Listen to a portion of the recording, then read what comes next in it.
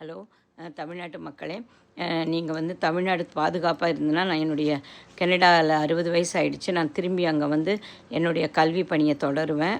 பிள்ளைங்களுக்காக சேவை செய்வேன். எந்த கட்சி நல்லபடியாக இருந்து பெண்களுக்கு செய்தோ, அது எந்த கட்சியாக இருந்தாலும் அந்த பெண்கள் குரூப்புக்கு ஹெல்ப் பண்ணுறதுக்கு நான் என்ன அர்ப்பணிச்சுப்பேன். எனக்கு 60 ஆகிடுச்சு. நீ 85 25 வருஷம் நான் இன்னும் வாழணும். அதில் அடுத்து 10 வருஷம் தமிழ்நாட்டுக்கு ஏதாவது நான் செய்யணுன்றதை நான் விரும்புகிறேன். அவர் நல்ல பாதுகாப்பான ஆட்சி இருந்ததுன்னா, தம்பி விஜய் வந்தார்னா நான் அதை நம்பி நான் வருவேன். ஆனால் நீங்கள் வந்து காசு இருந்தாலும் வாங்கிக்கோங்க, அது உங்கள் காசு தான். ஆனால் ஓட்டை போய் போட்டு வந்துடுங்க 1 மணிக்குள்ளே. ஏன்னா அதுக்கப்புறம் தான் அந்த முடிகிற நேரத்தில் கள்ள நோட்டுகள் விழும். உபகாரம் இல்லைனாலும் உபத்திரம் இருக்கக்கூடாதும்பாங்க.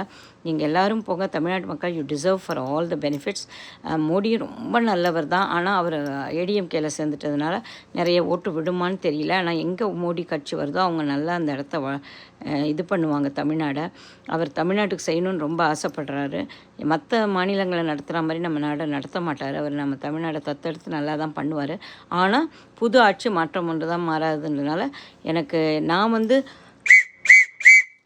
ஆனால் நீங்கள் யாருக்கு வேணால் ஓட்டு போடுங்க. ப்ளீஸ் ஓட்டு மட்டும் போட்டுருங்க தயவுசெய்து. ஓட்டினுடைய ஹையாக வந்தாவே நம்ம படித்த ஆளுங்கள்னு தெரியும். நம்ம மாநில மக்கள் எவ்வளோ பொறுப்பானவங்கன்றது நம்ம காமிச்சிக்கலாம்.